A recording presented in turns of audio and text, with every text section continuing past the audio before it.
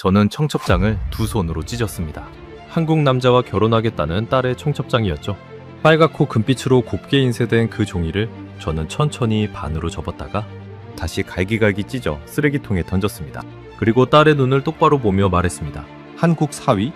그런 나라가 만드는 건 전부 흉내일 뿐이다. 너는 짝퉁의 나라로 시집가겠다는 거냐? 딸은 아무 말 없이 현관문을 닫고 나갔습니다. 그날 이후 3년 동안 저는 딸이 걸어온 전화를 단 한 번도 받지 않았습니다. 저는 한스베르거, 독일 뮌헨에서 35년 동안 가정용 기기의 품질을 검사해온 사람입니다.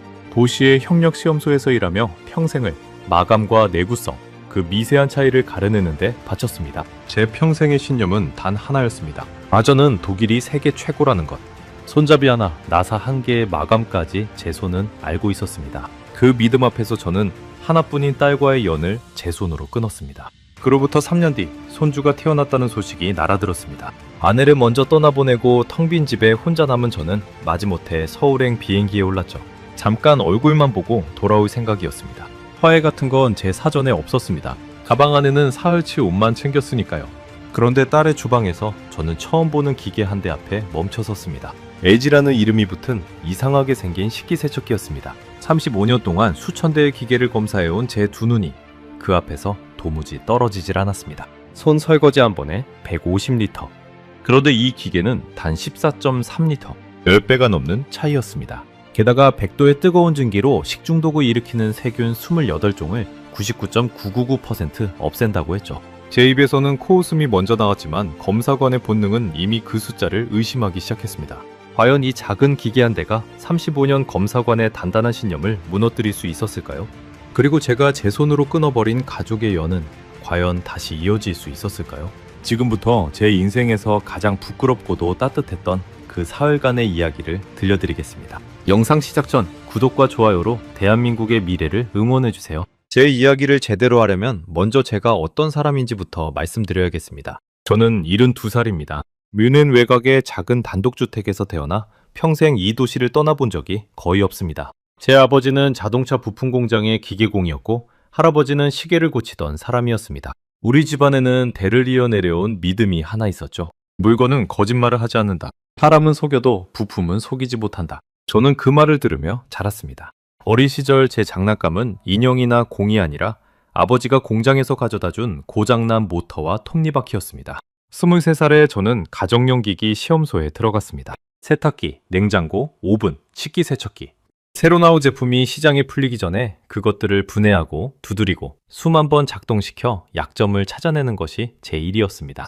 보시의 협력시험소에서 일하던 시절 저는 손끝의 감각만으로 문짝의 미세한 유격을 잡아내는 사람으로 통했습니다. 동료들은 저를 손의 사나이라고 불렀습니다. 기계 한 대가 제 앞에 놓이면 저는 먼저 눈을 감았습니다.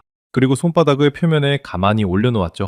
도장의 두께, 강판의 떨림, 모터가 돌 때 전해지는 진동의 결.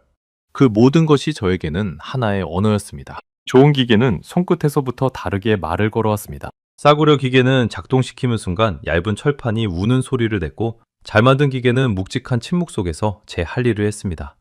저는 그 차이를 가려내는 일에 자부심이 있었습니다. 한 해에 수백 대의 기계가 제 손을 거쳐갔고 제 도장이 찍혀야만 제품에 합격 딱지가 붙었습니다. 어떤 회사의 임원이 찾아와 술과 봉투를 내밀어도 제 손끝이 아니라고 말하면 저는 합격을 주지 않았습니다. 한 번은 어느 대형 회사의 신제품 세탁기가 출시를 코앞에 두고 제 시험소에 들어온 적이 있었습니다. 모든 서류상으로는 완벽했지만 작동 5000번째에 제 손끝이 미세한 떨림 하나를 잡아냈습니다. 베어링에 들어간 윤활유의 양이 주격보다 아주 조금 적었던 겁니다. 회사는 출시일을 2달 미뤄야 했고 저는 그 회사로부터 2번 다시 일을 받지 못했습니다. 하지만 후회하지 않았습니다. 그것이 제가 평생 지켜온 단 하나의 원칙이었으니까요. 그렇게 35년을 보내는 동안 제 안에는 또 하나의 단단한 믿음이 자리 잡았습니다. 진짜 기계는 독일에서 나온다. 일본은 약았고 미국은 컸지만 손끝으로 느껴지는 진짜 완성도는 독일을 따라올 곳이 없다. 그것이 제가 평생을 바쳐 얻은 결론이었습니다. 저는 그 결론을 의심해 본 적이 단 한 번도 없었습니다. 그리고 그 목록의 가장 아래 제가 거들떠보지도 않던 자리에 한국이 있었습니다. 저에게 한국 제품이란 말하자면 이런 것이었습니다. 독일이 10년 전에 만든 기술을 어설프게 베껴 절반 가격에 파는 물건. 시험소에 가끔 한국 세탁기가 들어오면 저는 분해도 하기 전에 알 수 있다고 자신했습니다. 겉만 번지르르하고 안은 텅 비었을 거라고요. 동료들에게도 입버릇처럼 말했습니다. 저런 건 검사할 가치도 없어. 3년이면 고장날 물건이니까. 지금 생각하면 부끄럽습니다. 저는 단 한 번도 한국 제품을 제대로 분해해 본 적이 없었습니다. 손바닥을 올려본 적도 없었죠. 그저 가격표와 원산지 딱지만 보고 제 머릿속에서 이미 판결을 내려버린 겁니다. 35년 검사관이라는 사람이 정작 가장 기본인 검사를 건너뛴 채 결론부터 내리고 있었던 거죠. 어쩌면 저는 검사관이 아니라 편견을 검증으로 포장하는 사람이었는지도 모릅니다. 문제는 그 오만함이 기계에서 끝나지 않았다는 겁니다. 제게는 엠마라는 딸이 하나 있습니다. 저를 닮아 고집이 세고 제 아내를 닮아 마음이 따뜻한 아이였죠. 제 아내 그레텔은 저와는 정반대인 사람이었습니다. 저는 손끝으로 세상을 판단했지만 그레텔은 마음으로 사람을 품는 사람이었죠. 제가 누군가를 두고 저 사람은 믿을 수 없어 라고 단정 지을 때마다 아내는 가만히 제 손등을 쓸어주며 말했습니다. 한스, 당신은 기계는 잘 보지만 사람은 너무 빨리 닫아버려요. 그 말이 무슨 뜻인지 저는 아내가 떠나고 한참이 지나서야 알게 되었습니다. 아내가 위암으로 세상을 떠난 뒤 엠마는 제게 남은 단 하나의 가족이었습니다. 저는 그 아이가 독일 남자와 결혼해 제가 사는 동네에서 멀지 않은 곳에 자리 잡고 주말마다 손주를 데리고 찾아오는 그런 노년을 당연하게 그리고 있었습니다. 그것이 제가 그려온 인생의 마지막 그림이었습니다.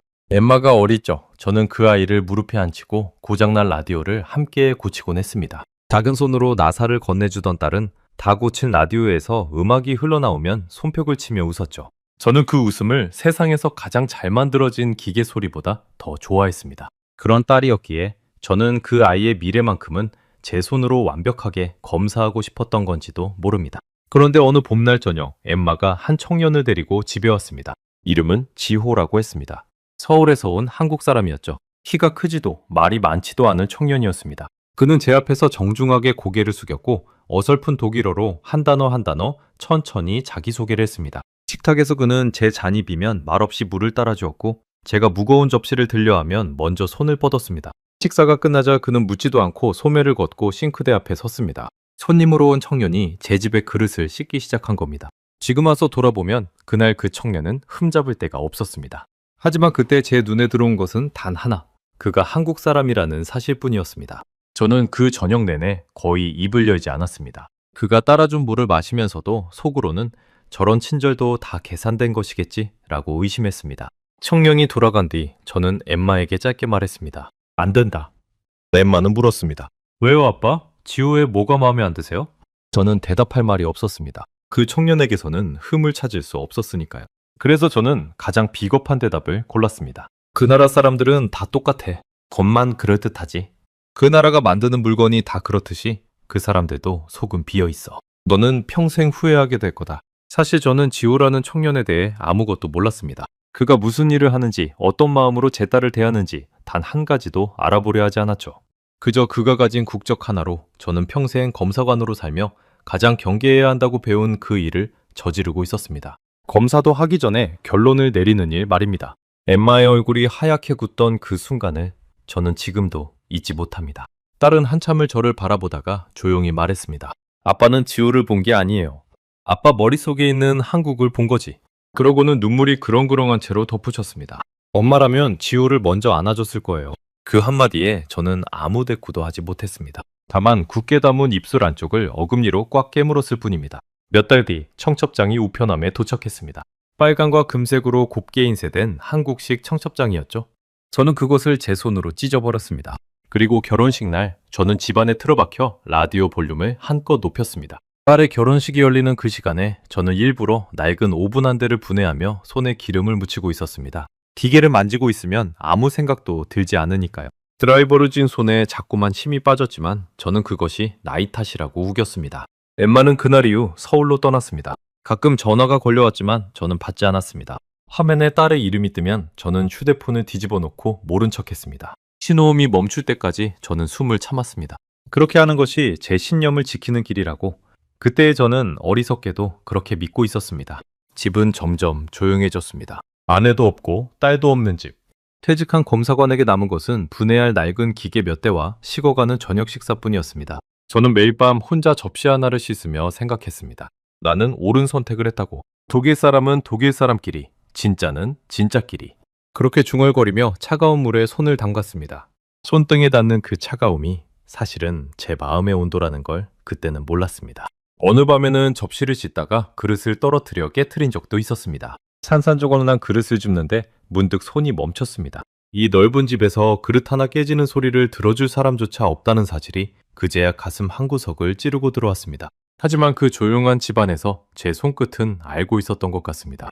제가 무언가 아주 큰 것을 가격표 하나만 보고 내다버렸다는 사실을요. 다만 그때의 저는 그 사실을 인정할 용기가 없었을 뿐입니다. 그리고 3년이라는 시간이 저를 다시 그 진실 앞으로 끌고 가게 될 줄은 그날의 저는 진작조차 하지 못했습니다. 3년이라는 시간은 묘하게 흘렀습니다. 빠른 것 같으면서도 텅 빈 집안에서는 한없이 느리게 흘렀죠. 그해 가을, 단풍이 정원의 사과나무를 붉게 물들이던 어느 날 오후였습니다. 저는 평소처럼 작업실에서 낡은 라디오의 회로를 들여다보고 있었습니다. 그때 책상 위에서 휴대폰이 짧게 2번 울렸습니다. 메시지 한 통이었죠. 엠마의 번호였습니다. 저는 한참을 망설였습니다. 3년 동안 딸의 전화를 받지 않았으니 메시지 하나 열어보지 않는 것쯤은 어렵지 않다고 생각했죠. 하지만 그날따라 제 엄지손가락이 제 마음과 따로 움직였습니다. 화면을 밀어 메시지를 열었습니다. 사진 한 장이었습니다. 가패어난 아기, 빨갛게 주름진 작은 얼굴이 강보에 쌓여 잠들어 있었습니다. 그 아래에 짧은 글이 적혀 있었죠. 아빠, 손녀예요. 이름은 한나로 지었어요. 엄마 이름을 따서요. 한나. 제 아내 그레텔의 세례명이 한나였습니다. 그 순간 제 손에서 휴대폰이 미끄러졌습니다. 다행히 작업대 위로 떨어졌지만 저는 그것을 다시 집어들 생각도 못한 채 한참을 그대로 서 있었습니다. 사진 속 아기의 작은 손가락이 마치 오래전 제 무릎 위에서 나사를 건네주던 어린 엠마의 손가락처럼 보였습니다. 저는 작업실 의자에 천천히 주저앉았습니다. 가슴 한가운데가 묵직하게 내려앉는 느낌이었습니다. 그날 밤 저는 작업실 불도 끄지 못한 채 그 사진을 몇 번이고 다시 들여다보았습니다. 한나라는 이름 석자가 자꾸만 눈앞에 어른거렸습니다. 아내가 살아있었다면 가장 먼저 비행기를 탔을 사람이었죠. 그레텔은 늘 손주를 안아보는 것이 마지막 소원이라고 말하곤 했습니다. 그 소원을 이루지 못하고 떠난 아내 대신 딸이 그 이름을 아기에게 물려준 겁니다. 저는 사진 속 아기의 감긴 눈을 보며 아내가 저를 나무라는 듯한 기분이 들었습니다. 하지만 저는 답장을 보내지 않았습니다. 보내지 못했다는 것이 더 정확하겠죠? 무슨 말을 해야 할지 몰랐습니다. 3년 동안 쌓아올린 침묵의 벽은 제가 생각한 것보다 훨씬 높고 단단했습니다. 저는 사진을 다시 한번 들여다보고는 휴대폰을 엎어놓았습니다. 그리고 그날 밤 저는 잠을 이루지 못했습니다. 그렇게 일주일쯤 지났을 무렵 제 오랜 친구 클라우스가 찾아왔습니다. 클라우스는 저와 같은 시험소에서 30년을 함께 일한 동료입니다. 저보다 2살 위였고 저처럼 고집이 셌지만 저와 달리 사람의 마음을 읽을 줄 아는 친구였죠. 재미있는 사실은 그 완고한 클라우스조차 몇 해 전부터 한국 가전에 대한 생각을 바꾸기 시작했다는 겁니다. 그는 은퇴 후 한국산 텔레비전과 냉장고를 집에 들였고 만날 때마다 제게 그 이야기를 꺼냈습니다. 그때마다 저는 콧방귀를 뀌며 너도 나이가 들더니 눈이 흐려졌구나 라고 비웃었습니다. 그는 제 집 식탁에 앉아 커피를 마시다가 대뜸 이렇게 물었습니다. 한스, 손녀가 태어났다며. 동네에 소문이 다 났어. 너는 언제 서울에 갈 거냐? 저는 커피잔을 내려놓으며 퉁명스럽게 답했습니다. 안 가. 클라우스는 한동안 저를 빤히 쳐다보았습니다.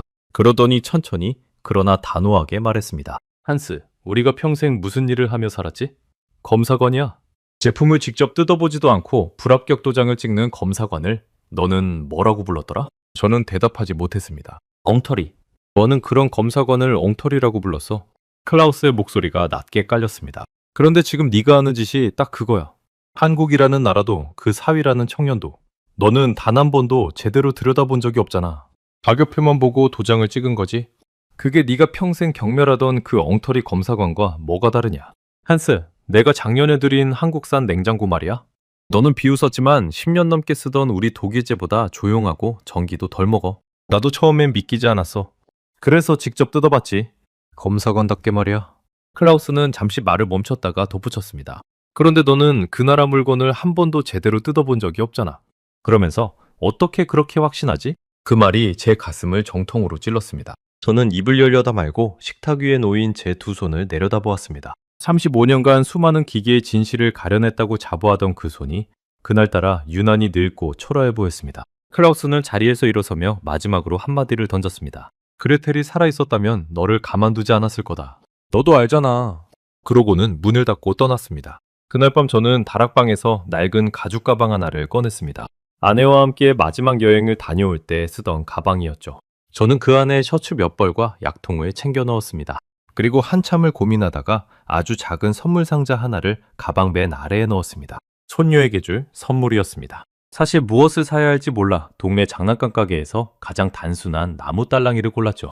톱니바퀴 하나 들어있지 않은 그저 흔들면 소리가 나는 나무 조각이었습니다. 가방을 챙기다가 저는 옷장 깊숙이 넣어둔 아내의 낡은 손수건을 발견했습니다. 그레텔이 늘 손에 쥐고 다니던 것이었죠. 저는 그것을 한참 들여다보다가 그 손수건도 가방에 함께 넣었습니다. 마치 아내를 데리고 가는 것 같은 기분이 들었습니다. 어쩌면 저는 혼자서는 그 비행기를 탈 용기가 없었던 것인지도 모릅니다. 그렇게 저는 서울행 비행기에 올랐습니다. 12시간이 넘는 비행 내내 저는 단 한숨도 자지 못했습니다. 창밖으로는 검은 하늘과 구름만이 끝없이 펼쳐져 있었죠. 저는 좌석에 몸을 깊이 묻은 채 속으로 같은 말을 반복했습니다. 잠깐 얼굴만 보고 온다. 화해하러 가는 게 아니야. 손녀 얼굴만 한번 보고 사흘 뒤면 다시 미넨으로 돌아온다. 저는 정말로 그렇게 믿었습니다. 가방 안에 사흘치 옷만 챙긴 것도 그래서였죠. 마음의 빗장은 여전히 굳게 잠겨 있었습니다. 하지만 비행기가 활주로를 박차고 떠오르는 순간 제 두 손이 좌석 팔걸이를 저도 모르게 꽉 움켜쥐었습니다. 그것이 비행에 대한 긴장 때문인지 아니면 상년 만에 마주할 딸에 대한 두려움 때문인지 저 스스로도 알 수 없었습니다. 기내식이 나왔지만 저는 한 입도 넘기지 못했습니다. 목구멍이 좁아진 것처럼 음식이 넘어가지 않았죠. 비행기가 인천공항에 내려앉았을 때 저는 낯선 공기를 처음 들이마셨습니다. 공항은 제 예상과 많이 달랐습니다. 천장이 높고 바닥은 거울처럼 빛났으며 사람들은 분주하면서도 질서정연하게 움직였습니다. 저는 입국장을 빠져나오며 무심코 천장의 안내 전광판과 자동화된 시설들을 훑어보았습니다. 직업병이었죠.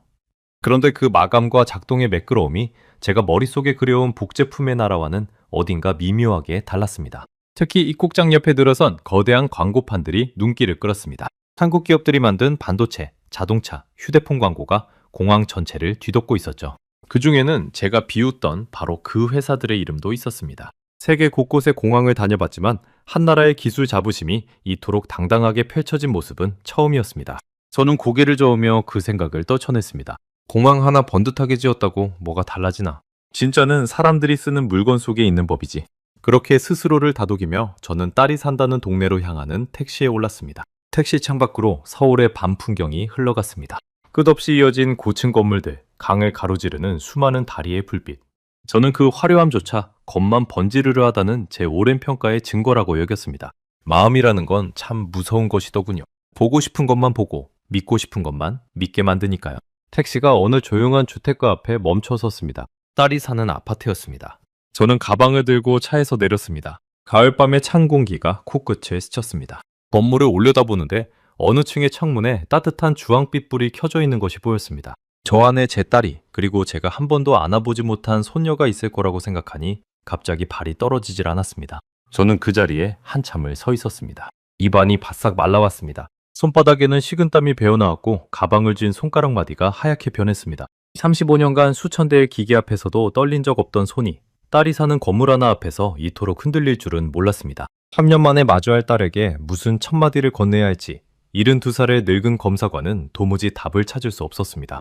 그때 위층의 창문이 열리더니 누군가 저를 내려다보았습니다. 엠마였습니다. 딸은 한순간 얼어붙은 듯 저를 바라보다가 떨리는 목소리로 외쳤습니다. 아빠?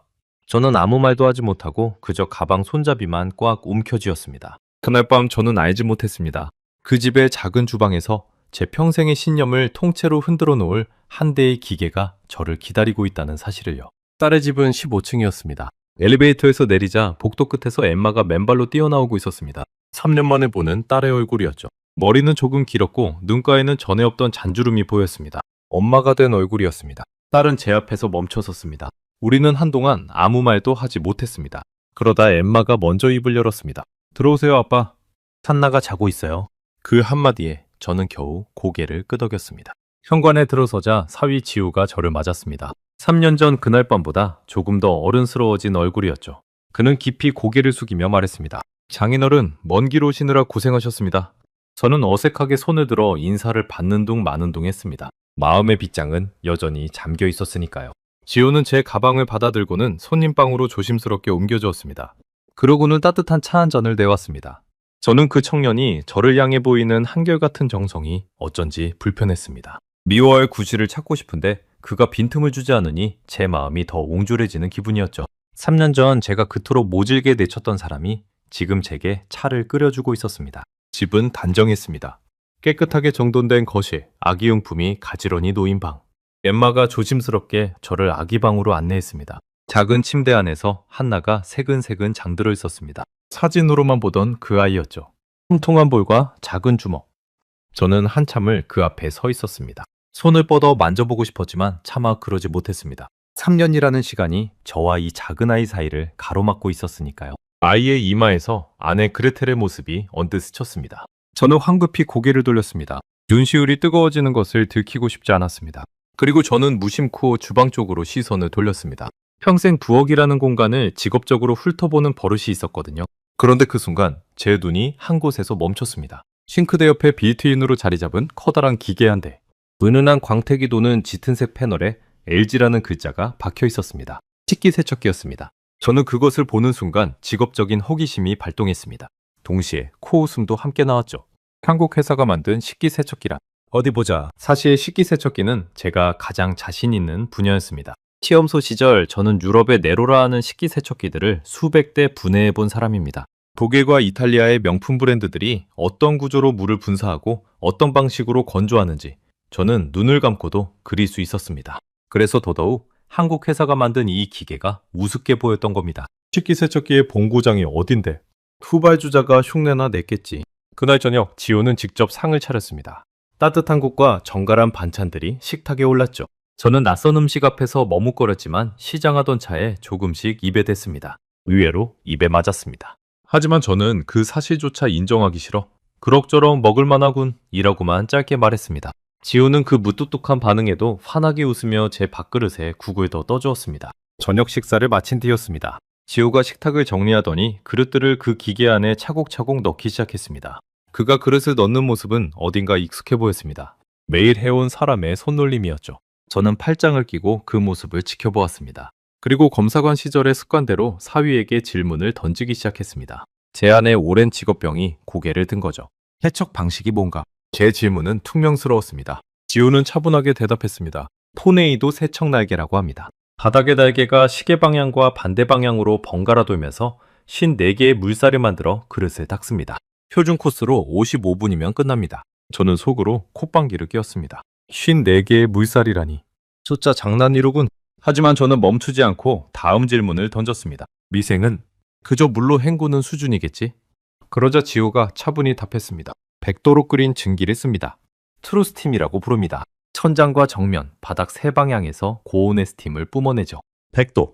저는 그 숫자에 잠시 멈칫했습니다. 손 설거지로는 절대 낼 수 없는 온도였으니까요. 사람의 손은 40도만 넘어도 오래 견디지 못합니다. 그래서 손 설거지는 아무리 뜨거운 물을 쓴다 해도 한계가 명확합니다. 하지만 일반적인 식중독 세균은 70도에서 75도 이상의 고온에서야 죽습니다. 그 위로 100도의 증기를 직접 분사한다면 이론적으로는 손설거지와 비교조차 할 수 없는 살균이 가능했습니다. 저는 그 사실을 누구보다 잘 알고 있었습니다.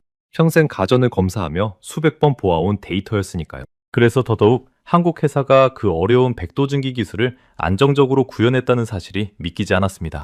저는 마지막으로 가장 까다로운 질문을 던졌습니다. 살균력은 어느 정도지? 인증은 받았나? 그때 옆에 있던 엠마가 대신 대답했습니다. 아빠, 그거 인증기관에서 검증받은 거예요. 인터텍, 한국화학융합시험연구원, 세계김치연구소 같은 데서요. 식중독 일으키는 균이랑 바이러스를 99.999% 없앤다고요. 엠마의 목소리에는 어딘가 간절함이 묻어 있었습니다. 마치 이 기계 하나로 아버지에게 무언가를 증명하고 싶어 하는 것 같았죠. 하지만 저는 그 간절함을 알아채지 못했습니다. 아니, 알아채고도 모른 척 했는지도 모릅니다. 저는 그 말을 듣고도 믿지 않았습니다. 입가에 비웃음이 걸렸죠. 99.999%라. 광고 문구 치고는 그럴듯하군. 그런 숫자는 누구나 종이 위에 적을 수 있어. 저는 단호하게 말했습니다. 종이 위에 숫자만큼 믿을 수 없는 것도 없다는 것이 제 35년 검사관 인생의 신조였으니까요. 그런데 지호는 제 비웃음에 화를 내지 않았습니다. 오히려 조용히 미소를 지으며 말했습니다. 장인어른, 직접 보시는 게 가장 확실하시겠죠? 한번 작동시켜 보겠습니다. 그는 기계의 문을 닫고 버튼을 눌렀습니다. 패널에 부드러운 불빛이 들어오고 남은 시간이 표시되었습니다. 그 순간 저는 무의식적으로 한 걸음 다가가 그 앞에 섰습니다. 평생의 습관이었죠. 기계가 작동하면 저는 손바닥부터 가져다 댔습니다. 겉모습이나 광고는 얼마든지 꾸밀 수 있지만 작동할 때 전해지는 진동만큼은 거짓말을 하지 못하니까요. 그것이 제가 40년 가까이 믿어온 단 하나의 검사법이었습니다. 저는 손을 뻗어 패널 표면에 가만히 올려놓았습니다. 그리고 눈을 감았습니다. 모터가 돌기 시작하는 그 미세한 진동이 손끝을 타고 올라왔습니다. 그런데 이상했습니다. 제가 예상한 그 싸구려 철판의 떨림이 없었습니다. 얇은 강판이 우는 소리도 모터가 헐겁게 도는 잡진동도 느껴지지 않았습니다. 대신 묵직하고 안정된 진동이 일정한 결을 그리며 손바닥에 전해졌습니다. 저는 눈을 번쩍 떴습니다. 이건 제가 평생 잘 만든 기계라고 불러온 바로 그 감각이었습니다. 모터를 떠받치는 구조가 단단하지 않으면 절대 이런 진동은 나오지 않습니다. 부품 하나하나가 제자리에 정확히 맞물려 있어야만 이렇게 묵직하고 고른 결이 손끝에 전해지는 법이죠. 저는 황급히 손을 떼었습니다. 마치 만져서는 안 될 것을 만진 것처럼요. 제 손끝이 전하는 진실을 제 머리가 받아들이지 못하고 있었습니다. 물살이 쏟아지는 소리가 났습니다. 한 방향이 아니라 마치 살아있는 것처럼 방향을 바꿔가며 그릇을 때리는 소리였죠. 시계 방향으로 한참을 돌다가 어느 순간 반대 방향으로 휙 바뀌었습니다. 지호가 말한 그 토네이도 새청날개였습니다. 저는 그 소리를 들으며 손이 닿기 어려운 깊은 컵 안쪽이나 그릇 바닥 구석까지 물살이 파고드는 모습을 머릿속에 그렸습니다. 손 설거지로는 도저히 닿을 수 없는 곳이었죠. 그리고 잠시 후 작은 환기구 사이로 뜨거운 김이 새어나오기 시작했습니다. 진짜 100도의 중기였습니다. 손등에 그 열기가 닿는 순간 저는 직감했습니다. 이건 흉매가 아니라는 것을요. 저는 그 자리에서 한참을 움직이지 못했습니다.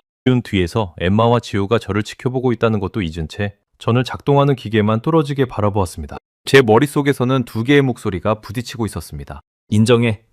이건 진짜야. 그리고 아니야. 우연일 뿐이야. 독일 제품이 더 나아.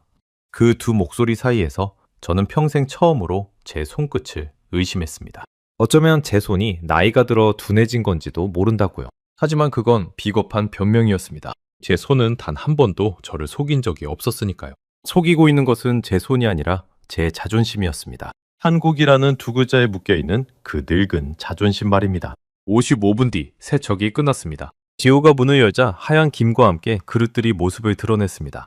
저는 천천히 다가가 컵 하나를 집어들었습니다. 손끝에 닿는 유리의 강촉이 매끈했습니다. 물기 하나 없이 뽀송하게 말라 있었고 빛에 비추자 얼룩 하나 보이지 않았습니다. 저는 검사관 시절의 버릇대로 컵을 불빛 아래에서 이리저리 돌려보았습니다. 손 설거지를 하면 아무리 꼼꼼히 해도 컵의 바닥 모서리나 입구 안쪽에는 미세한 물때나 세제 자국이 남기 마련입니다. 그런데 이 컵에는 그런 흔적이 전혀 없었습니다. 이어서 기름기가 많았던 프라이팬을 꺼내 손가락으로 표면을 쓸어보았습니다. 끈적임 하나 없이 보송했습니다. 평생 수만 개의 식기를 검사해온 제 눈으로 보아도 흠잡을 데가 없는 결과였습니다. 저는 그 컵을 손에 쥔 채 한동안 말을 잃었습니다. 입안이 깔깔하게 말라왔습니다. 무언가 단단했던 것이 제 안에서 천천히 금이 가기 시작하는 소리가 귓가에 들리는 듯 했습니다. 엠마가 조심스럽게 물었습니다. 아빠, 어때요? 저는 컵을 내려놓으며 겨우 대답했습니다. 글쎄다. 한 번 가지고는 모르는 법이야. 하지만 그 말을 하는 제 목소리에는 이미 예전 같은 확신이 담겨있지 않았습니다. 딸도 그것을 눈치챈 듯 입가에 옅은 미소를 띄었습니다. 그날 밤 딸의 집 손님방에 누웠지만 저는 잠을 이룰 수 없었습니다. 창밖으로는 서울의 불빛이 끝없이 반짝이고 있었습니다. 저는 그 불빛을 한참 바라보았습니다. 낮에 공항에서 본 거대한 광고판, 매끄럽게 작동하던 공항시설, 그리고 방금 제 손끝을 흔들어 놓은 그 식기세척기의 진동. 그 모든 조각들이 하나로 모이며 제 머릿속에 그려져 있던 복제품의 나라라는 그림에 자꾸만 균열을 내고 있었습니다. 천장을 바라보며 저는 낮에 만진 그 진동의 감각을 자꾸만 떠올렸습니다. 손바닥에 새겨진 그 묵직한 결이 좀처럼 지워지지 않았습니다. 우연이었을 거야. 내일 다시 한번 확인해 봐야겠어. 저는 그렇게 중얼거렸습니다. 검사관의 본능이 이미 제 신념의 빗장을 한 칸 밀어 올리고 있었던 겁니다. 그리고 그 다음날 저는 제 평생을 떠받쳐온 자부심이 단 두 개의 숫자 앞에서 무너지는 경험을 하게 됩니다. 150과 14. 그 숫자가 저를 기다리고 있었습니다. 다음 날 아침, 저는 평소보다 일찍 눈을 떴습니다. 시차 때문이기도 했지만 사실은 밤새 머릿속을 떠나지 않던 그 기계 때문이었습니다. 검사관에게는 직접 측정하기 전까지 결론을 내리지 않는다는 철칙이 있습니다. 어젯밤 제가 본 것은 단지 한 번의 작동이었죠. 저는 그것을 우연으로 치부하고 싶었습니다. 그래서 저는 제 방식대로 이 기계를 제대로 검사하기로 마음먹었습니다. 엠마와 지우가 한나를 데리고 잠시 외출한 사이 저는 주방에 혼자 남았습니다. 그리고 가방에서 작은 수첩과 줄자, 그리고 늘 가지고 다니던 계량용 눈금이 새겨진 비커를 꺼냈습니다. 평생 손에서 놓지 않던 검사 도구들이었죠. 은퇴한 지 여러 해가 지났지만 저는 여행을 갈 때조차 이 도구들을 가방에 챙겨 넣는 사람이었습니다. 그것은 일종의 부적 같은 것이었습니다. 세상 모든 것을 숫자로 환산할 수 있다는 제 오랜 믿음의 상징이었죠. 저는 마음을 다잡았습니다. 숫자는 거짓말을 하지 않는다. 광고가 아니라 내가 직접 잰 숫자만 믿겠다. 저는 먼저 손 설거지부터 시작했습니다. 어젯밤 식사에 쓴 것과 비슷한 양의 그릇을 일부러 다시 더럽혔습니다. 그리고 평소 제가 집에서 하던 방식 그대로 수도꼭지를 틀어놓고 흐르는 물에 그릇을 헹구며 닦기 시작했습니다. 싱크대 배수구는 미리 막아 빠져나가는 물을 전부 큰 통에 받았습니다. 정확히 측정하기 위해서였죠. 저는 평소 습관대로 그릇 하나하나를 흐르는 물에 헹구고 세제를 묻혀 닦고 다시 헹궜습니다. 그릇이 많다 보니 수도꼭지는 거의 멈추지 않고 물을 쏟아냈습니다. 기름기가 많은 프라이팬을 닦을 때는 더 오랜 시간 물을 틀어놓아야 했죠. 그렇게 모든 설거지를 마치는데 20분이 넘게 걸렸습니다. 설거지를 마치고 저는 받아둔 물의 양을 쟀습니다. 통이 묵직했습니다. 비커로 몇 번이고 옮겨 담으며 눈금을 확인했습니다. 그리고 그 숫자를 본 순간 제 손이 멈칫했습니다. 150리터. 12명분의 그릇을 흐르는 물로 헹궈 닦는데 무려 150리터의 물이 들었던 겁니다. 욕조를 가득 채우고도 남을 양이었습니다. 한 끼 설거지에 욕조 하나만큼의 물을 쏟아붓고 있었던 셈이죠. 저는 그 숫자를 수첩에 적으면서도 처음에는 별 감흥이 없었습니다. 평생 그렇게 설거지를 해왔으니까요. 물이 많이 드는 건 당연한 일이라고만 여겼습니다. 그 다음 저는 같은 양의 그릇을 다시 더럽혔습니다. 이번에는 식기세척기에 넣고 표준 코스로 돌렸습니다. 그리고 기기의 사용 설명서와 재원표를 꼼꼼히 살폈습니다. 12명분 그릇을 세척하는데 이 기계가 쓰는 물의 양이 적혀 있었습니다. 14.3리터. 저는 그 숫자를 2번, 3번 다시 읽었습니다. 처음에는 제가 잘못 읽은 줄 알았습니다. 안경을 고쳐 쓰고 다시 들여다보았지만 숫자는 그대로였습니다. 14.3리터. 제가 방금 손으로 설거지하며 쓴 물은 150리터였습니다. 그 차이가 무려 10배가 넘었습니다. 10배. 그것은 오차의 범위가 아니라 완전히 다른 세계에서 온 숫자였습니다. 제 손이 가늘게 떨려왔습니다. 저는 수첩에 두 숫자를 나란히 적었습니다. 150, 그 아래에 14.3. 그리고 그 두 숫자를 한참 동안 멍하니 바라보았습니다. 연필을 쥔 손가락에 힘이 들어가지 않았습니다. 평생 숫자를 다뤄온 제게 이 두 숫자의 간격은 단순한 차이가 아니었습니다. 그것은 제가 평생 옳다고 믿어온 방식과 제가 평생 무시해온 방식 사이의 간격이었습니다. 그리고 그 간격에서 무시당해온 쪽이 압도적으로 앞서 있었던 겁니다. 처음에는 작은 의심이었습니다. 재원표의 숫자야 회사가 유리하게 적었겠지? 하지만 저는 검사관이었습니다. 회사가 발표한 숫자를 그대로 믿는 것은 제 자존심이 허락하지 않았죠. 저는 식기세척기가 한번 작동하는 동안 급수관 쪽으로 들어가는 물의 흐름을 꼼꼼히 살피고 받아낼 수 있는 물을 비커로 옮겨 담아가며 직접 측정했습니다. 작동이 끝날 때까지 저는 그 앞에 쪼그려 앉아 눈금에서 시선을 떼지 않았습니다. 결과는 재원표와 거의 똑같았습니다. 광고가 아니었습니다. 제 두 손으로 잰 진짜 숫자였습니다. 회사는 결코 부풀린 숫자를 적지 않았던 겁니다. 오히려 정직했죠. 나중에 알게 된 사실이지만 한 설문조사에서는 응답자의 68.7%가 손설거지가 물 낭비라는 사실조차 모르고 있다고 했습니다. 거의 10명 중 7명이 저처럼 아무 생각 없이 강물 같은 물을 흘려보내고 있었던 겁니다. 저는 그 통계의 한가운데에 서 있는 사람이었습니다. 그 순간 등줄기를 타고 서늘한 기운이 흘러내렸습니다. 평생을 물 쓰듯 설거지해온 제가 한 끼 그릇을 닦자고 150리터의 물을 강물처럼 흘려보내고 있었던 겁니다. 그것도 매일같이 35년 넘게요. 반면 제가 비웃던 이 한국산 기계는 그 10분의 1도 안 되는 물로 더 깨끗한 결과를 만들어냈습니다. 저는 의자에 털썩 주저앉았습니다. 손에 쥔 연필이 저도 모르게 바닥으로 떨어졌습니다. 입에서는 헛웃음 같은 한숨이 새어나왔습니다. 35년이라는 세월이 머릿속에 스쳐갔습니다. 저는 그 세월 동안 누구보다 정확한 사람이라고 자부했습니다. 남들이 놓치는 미세한 오차 하나를 잡아내며 저 자신을 진실을 가려내는 사람이라 여겼죠. 그런데 정작 제 부엌에서 제 손으로 매일같이 150리터의 물을 의미 없이 흘려보내고 있었습니다. 가장 정확하다고 믿었던 사람이 가장 큰 낭비를 매일 저지르고 있었던 겁니다. 그 모순 앞에서 저는 평생 처음으로 제 자신이 한심하게 느껴졌습니다. 하지만 그것이 끝이 아니었습니다. 저는 거기서 멈추지 못했습니다. 검사관의 본능이라는 게 무섭더군요. 한번 의심이 시작되면 끝까지 파헤쳐야 직성이 풀리는 겁니다. 저는 휴대폰을 꺼내들었습니다. 그리고 어젯밤 지호가 말했던 그 인증기관들의 시험 자료를 직접 찾아보기 시작했습니다. 인터텍, 한국화학융합시험연구원, 세계김치연구소, 모두 제가 검사관 시절 이름을 들어본 적 있는 국제적으로 공인된 시험기관들이었습니다. 그들이 발표한 자료에는 백도의 트루스팀이 황색포도 상구균, 장염 비브리오균, 살모넬라 같은 식중독 원인균은 물론 노로바이러스와 장관 출혈성 대장균까지 99.999% 제거했다고 적혀 있었습니다. 식중독을 일으키는 세균과 바이러스를 포함해 모두 20종이 넘는 유해균을 없앤다는 결과였습니다. 저는 화면을 넘기던 손가락을 멈췄습니다. 이건 광고 문구가 아니라 제3의 공인기관이 검증한 데이터였습니다. 검사관인 제가 평생 가장 신뢰해온 바로 그 객관적인 시험 성적서 말입니다. 제 입으로 종이 위의 숫자는 못 믿는다고 했지만 그 종이는 제가 평생 보장을 찍어온 바로 그런 종류의 종이었습니다. 저는 이 회사가 식기세척기를 어떻게 발전시켜 왔는지도 찾아보았습니다. 그 흐름을 보고 저는 또 한 번 놀랐습니다. 이 회사는 2019년에 맥도 트루스팀을 처음 적용한 모델을 내놓았고 이후 팬데믹 시기에는 살균력을 강화한 열풍 건조 모델을, 2023년에는 14인용 대용량 모델을, 그리고 2025년에는 에너지 소비 효율 1등급을 적용한 모델까지 차례로 선보였습니다. 한 해도 멈추지 않고 위생과 용량과 효율을 끈질기게 끌어올린 겁니다. 흉내만 내는 회사라면 절대 보일 수 없는 집요한 기술의 발자취였습니다. 제가 코웃음을 치던 그 몇 년 사이에 이들은 묵묵히 한 계단씩 위로 올라가고 있었던 거죠. 그러나 저는 아직 항복할 수 없었습니다. 마지막 보루가 남아있었으니까요. 바로 제가 평생 최고로 떠받들어온 독일 제품과의 비교였습니다. 저는 휴대폰으로 제가 시험소에서 다루던 독일과 유럽 명품 식기세척기들의 재원을 하나하나 찾아 비교하기 시작했습니다. 물 사용량을 보았습니다. 최신 유럽산 고급 모델들도 한 번 작동에 10리터 안팎을 쓰며 효율 면에서는 분명 훌륭했습니다.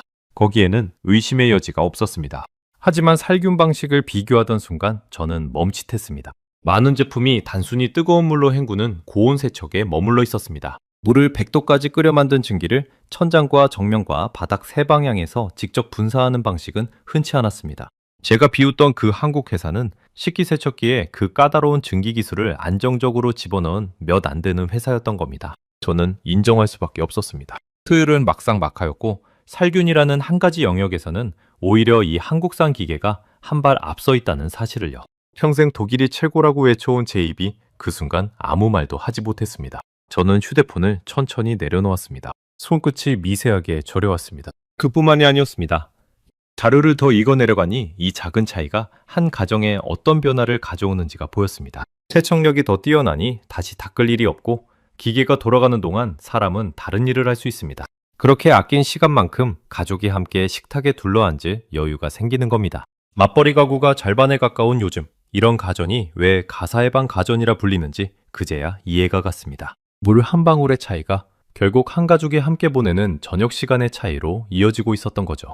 그리고 마지막으로 부산대학교의 한 연구팀이 진행했다는 비교 실험 결과가 눈에 들어왔습니다. 똑같이 더럽힌 그릇을 손설거지와 식기세척기로 각각 닦았을 때 세척 효율을 점수로 매긴 실험이었습니다. 손설거지의 점수는 100점 만점에 73.3이었습니다.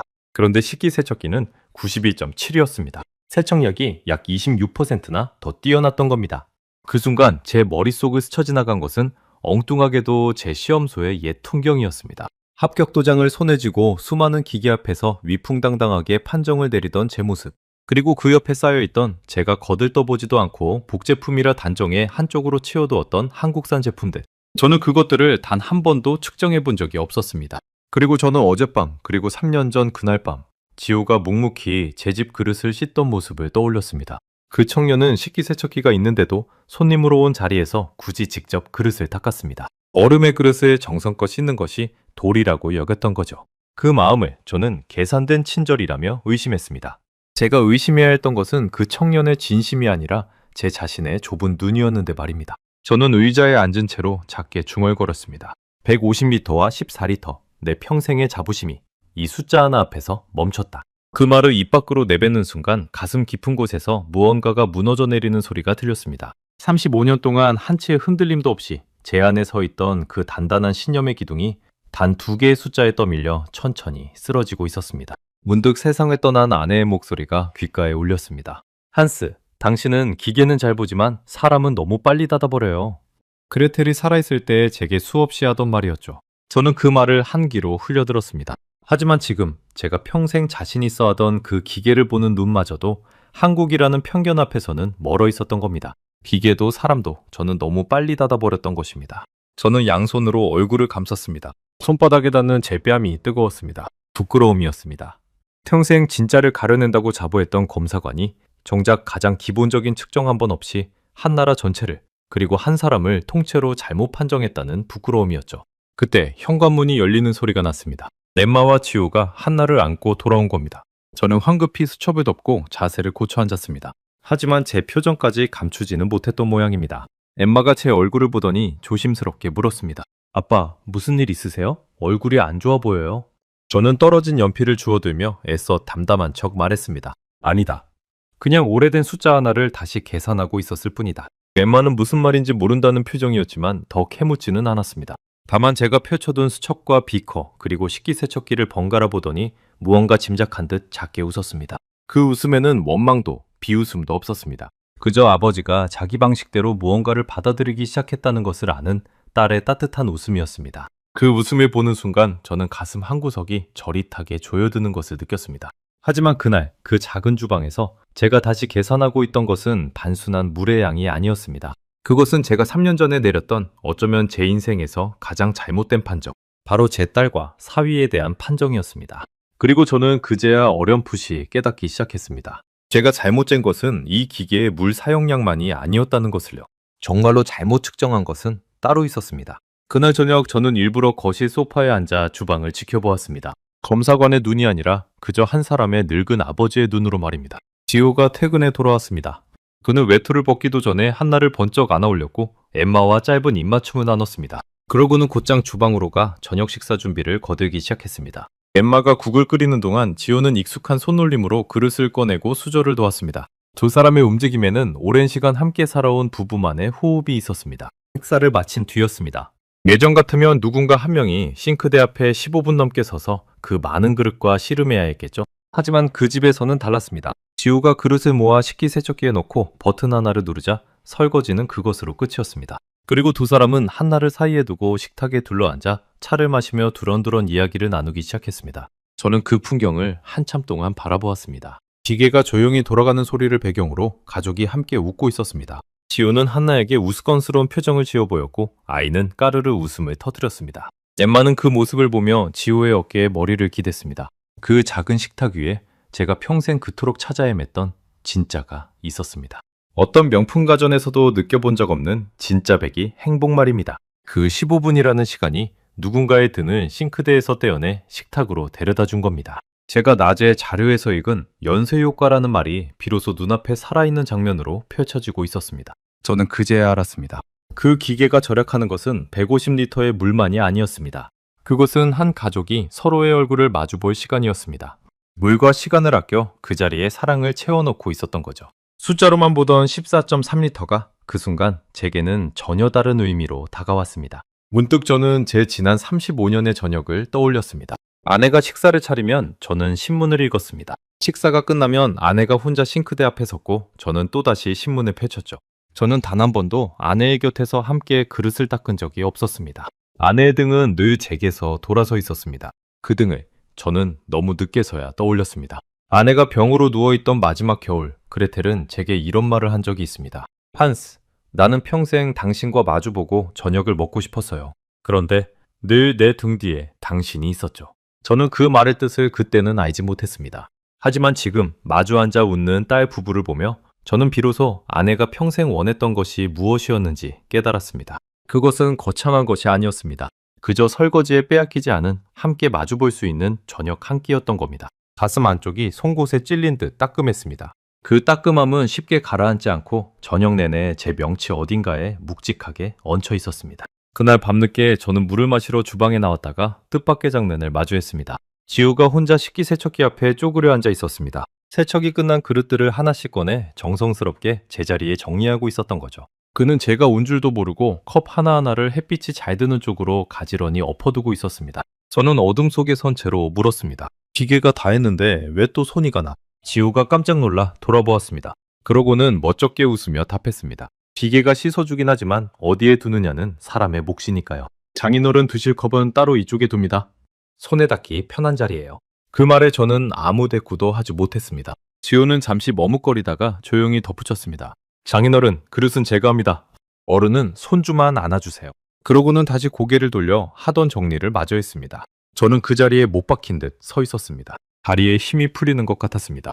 그 청년은 3년 전 제가 청첩장을 찍고 결혼식에도 가지 않은 그 장인을 위해 매일 밤 손에 닿기 편한 자리에 컵을 놓아두고 있었던 겁니다. 한 번도 만난 적 없는 자신을 거부한 노인의 자리를 말이죠. 엠마에게 나중에 들은 이야기로는 지우는 결혼한 뒤에도 줄곧 그랬다고 합니다. 언젠가 장인어른이 찾아온 날을 위해 손님방을 늘 깨끗하게 비워두었고 제가 좋아할 만한 독일식 빵을 굽는 법까지 배워두었다고요. 저를 미워할 자격이 충분한 사람이 오히려 저를 맞을 준비를 3년 동안 하고 있었던 겁니다. 그 사실을 알고 나니 제 가슴 한가운데가 뜨겁게 타들어가는 것 같았습니다. 저는 그날 밤도 잠을 이루지 못했습니다. 하지만 전날 밤과는 전혀 다른 종류의 뒤척임이었습니다. 가슴 한가운데가 묵직하게 짓눌리는데 그것은 후회였습니다. 그리고 그 후회의 무게를 견디다 못해 저는 베개에 얼굴을 묻었습니다. 72살의 늙은 사내가 어둠 속에서 소리 없이 어깨를 들썩였습니다. 뜨거운 것이 눈가를 적시고 베갯니스로 스며들었습니다. 제가 끊어낸 것은 단지 사위 한 사람이 아니었습니다. 저는 제 손녀를 안아볼 3년의 시간에 딸의 결혼식에서 함께 울어줄 기회를, 그리고 이 따뜻한 식탁에 둘러앉을 수많은 저녁을 제 손으로 잘라낸 것이었습니다. 가격표 하나, 원산지 딱지 하나를 보고 기계를 내치듯이 저는 국적 하나를 보고 가족 전체를 내쳤던 겁니다. 그날 새벽 저는 미넨에 있는 클라우스에게 전화를 걸었습니다. 시차 때문에 그곳은 늦은 저녁이었죠. 클라우스는 제 목소리만 듣고도 무언가 달라졌음을 눈치챈 모양이었습니다. 저는 떨리는 목소리로 말했습니다. 클라우스, 자네 말이 맞았어. 나는 평생 엉터리 검사관이었던 것 같아. 수화기 너머에서 한참 동안 침묵이 흘렀습니다. 그러더니 클라우스가 나직이 말했습니다. 이제라도 알았으면 됐어, 한슬. 늦은 건 없어. 손녀를 안아줘. 그게 진짜 검사 결과니까. 저는 전화를 끊고 한동안 창가에 서 있었습니다. 서울의 새벽 하늘이 푸르게 밝아오고 있었습니다. 다음 날 아침, 저는 평소보다 일찍 일어나 거실에 앉아 있었습니다. 엠마가 부스스한 얼굴로 나오다가 깨어있는 저를 보고 놀랐습니다. 저는 딸을 불러 옆에 앉혔습니다. 그리고 한참을 망설이다 3년 동안 단 한 번도 꺼내지 못한 말을 입에 올렸습니다. 엠마, 미안하다. 딸의 눈이 커졌습니다. 저는 떨리는 목소리로 말을 이었습니다. 내가 틀렸다. 지우도, 너도, 그리고 이 나라도 나는 한 번도 제대로 들여다보지 않고 판정을 내렸어. 평생 그러지 말자고 다짐했으면서 정작 가장 중요한 것 앞에서 그 짓을 하고 말았구나. 엠마는 한동안 말이 없었습니다. 그러다 천천히 제 손을 잡았습니다. 딸의 손은 따뜻했습니다. 아빠가 와주신 것만으로도 저는 충분해요. 딸의 눈에서 눈물이 또르르 흘러내렸습니다. 엄마가 보고 계실 거예요. 분명히요. 그리고 아빠가 이렇게 와주신 걸 보면 누구보다 기뻐하실 거예요. 저는 그저 말없이 딸의 손을 더 꽉 쥘 수밖에 없었습니다. 그 순간 저는 깨달았습니다. 제가 평생 측정해온 것은 기계의 성능이었지만 정작 제 인생에서 가장 중요한 것은 단 한 번도 측정하지 못했다는 것을요. 사람의 진심이라는 건 비커로도 줄자로도 잴 수 없는 것이었습니다. 그것은 오직 마음을 열어야만 비로소 보이는 것이었죠.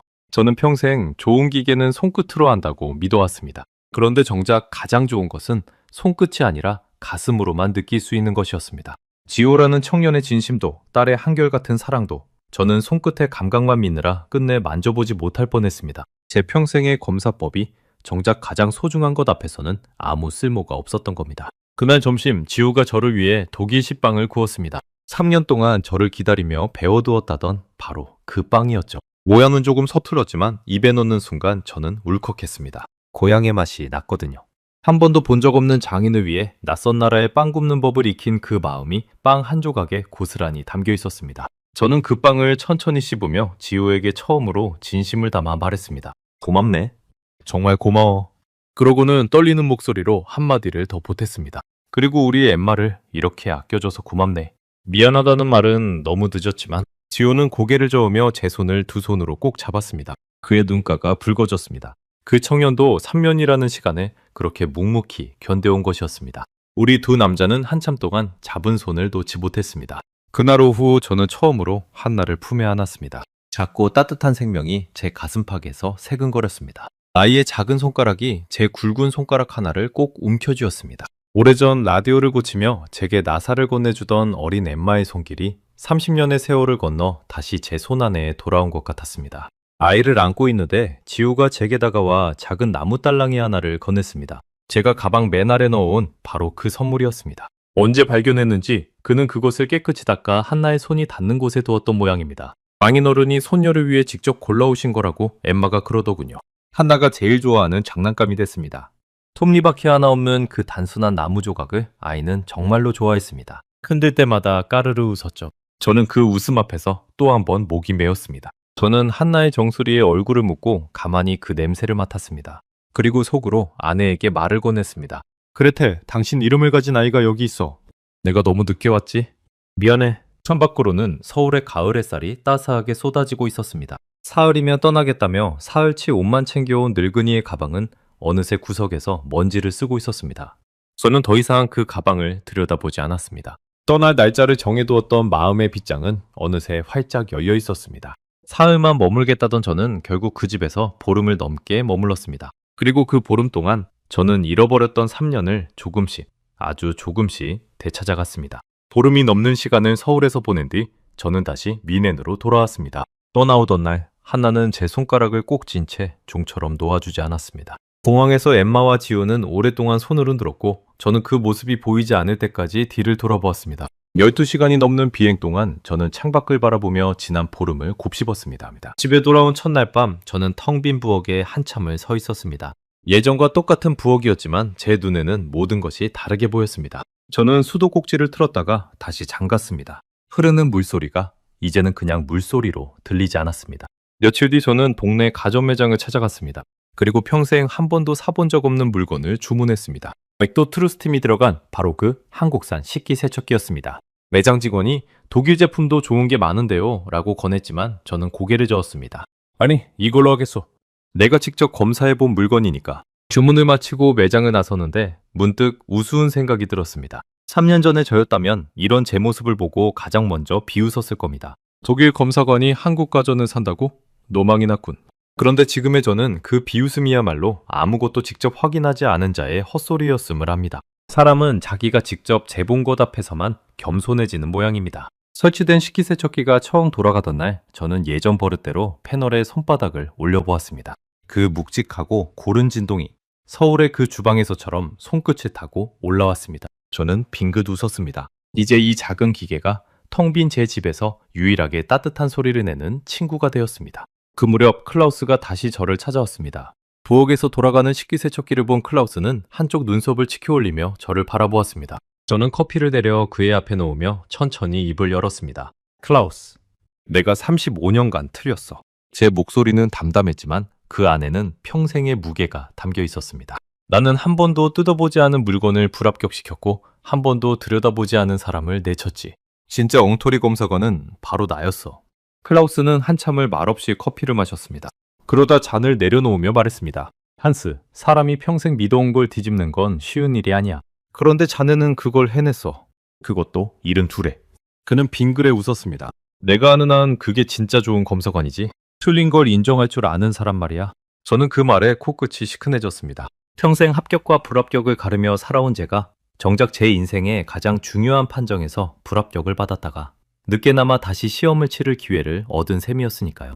그리고 그 두 번째 기회를 준 것은 다름 아닌 제가 그토록 내쳤던 가족이었습니다. 그날 이후 저는 변했습니다. 동네 노인정에서 친구들이 모일 때마다 저는 그 한국산 식기세척기 이야기를 꺼냈습니다. 처음엔 다들 반신반의했죠. 독일 사람이 한국 가전을 자랑하다니, 한스, 자네 머리가 어떻게 된 거 아닌가? 하지만 저는 제가 직접 잰 숫자를 들려주었습니다. 손 설거지 150리터와 기계 14.3리터, 그리고 백도증기가 없애는 유해균 20종 이야기를요. 검사관이 직접 측정한 숫자 앞에서 친구들의 의심은 하나둘 누그러졌습니다. 누군가는 물값이 그렇게 차이가 난단 말이야? 하며 놀랐고, 누군가는 백도증기면 손주들 이유식 그릇도 안심이겠구먼 하고 무릎을 쳤습니다. 한때 저처럼 한국 가전을 우습게 보던 노인들이 제 이야기에 진지하게 귀를 기울이는 모습은 참으로 묘한 광경이었습니다. 이듬해 봄, 제 친구 몇몇의 집에도 똑같은 식기세척기가 들어섰습니다. 그들은 입을 모아 말했습니다. 한스, 자네 말이 맞았어. 이거 물건이구먼. 평생 독일 가전만 고집하던 노인들이 한국 가전 앞에서 고개를 끄덕이는 모습을 보며 저는 묘한 감회에 젖었습니다. 하지만 제 인생에서 진짜로 달라진 것은 가전이 아니었습니다. 저는 매년 봄과 가을 2번씩 서울을 찾기 시작했습니다. 사흘치 옷만 챙기던 그 가방에는 이제 손녀에게 줄 선물과 한 달은 머물 만한 짐이 가득 담겼습니다. 갈 때마다 한나는 부쩍 자라 있었고 저를 향해 할아버지 하고 달려와 안기는 그 순간이 제 1년 중 가장 행복한 시간이 되었습니다. 서울에 갈 때면 저는 늘 지호와 함께 주방에 섰습니다. 식기세척기가 돌아가는 동안 우리는 나란히 차를 마시며 이야기를 나눴습니다. 한때 4위로조차 인정하지 않으려 했던 그 청년은 어느새 제게 아들 같은 사람이 되어 있었습니다. 저는 그에게 독일에서 가져온 공구로 라디오 고치는 법을 가르쳐 주었고 그는 제게 한국 음식 만드는 법을 알려주었습니다. 지난 가을 한나가 제 손을 잡고 주방의 식기세척기 앞으로 저를 데려간 적이 있습니다. 아이는 작은 손가락으로 기계를 가리키며 말했습니다. 할아버지, 이거 우리 가족 도와주는 기계예요? 저는 그 말에 한참을 웃었습니다. 그러고는 아이를 번쩍 안아 올리며 생각했습니다. 그래, 이 작은 기계가 한때는 내 고집을 무너뜨렸고 이제는 우리 가족을 이어주고 있구나 하고요. 한나의 말처럼 그것은 단순한 가전제품이 아니라 우리 가족을 도와주는 식구 같은 존재가 되어 있었습니다. 제가 평생 무시했던 그 나라가 만든 작지만 정직한 기계 한 대가 말입니다. 가끔 사람들이 제게 묻습니다. 무엇이 평생 고집불통이던 늙은 검사관에 바꿔놓았느냐고요? 그러면 저는 이렇게 답합니다. 처음엔 숫자였습니다. 150과 14라는 거짓말하지 않는 두 숫자가 제 신념의 빗장을 열었죠. 하지만 진짜로 저를 바꾼 것은 그 숫자가 아니었습니다. 그 숫자 너머에 있던 한 청년의 변함없는 진심과 한 가족이 마주 앉은 따뜻한 식탁이었습니다. 저는 평생 독일이 최고라 믿으며 살았습니다. 하지만 이제는 압니다. 진짜 최고는 어느 한 나라의 깃발 아래 있는 것이 아니라 묵묵히 더 나은 것을 만들어내려는 그 끈질긴 손길 속에 있다는 것을요. 제가 그토록 무시했던 그 나라는 제가 잠시 한눈판 사이에 세계가 인정하는 기술을 묵묵히 쌓아 올리고 있었습니다. 그리고 그 기술 하나가 지구 반대편의 완고한 노인 하나를 가족의 품으로 되돌려 놓았습니다. 오늘도 제 부엌에서는 그 작은 기계가 조용히 돌아갑니다. 그 묵직한 진동을 손끝으로 느낄 때마다 저는 서울의 그 따뜻한 식탁을 떠올립니다. 그리고 다짐합니다. 다시는 보지 않고 판단하지 않겠다고. 다시는 만져보지 않고 내치지 않겠다고. 그것이 72살에 모든 것을 잃을 뻔했던 한 검사관이 마지막으로 배운 가장 값진 검사법입니다. 저는 다음 시간에도 전 세계를 놀라게 할 대한민국의 이야기로 다시 찾아뵙겠습니다. 감사합니다.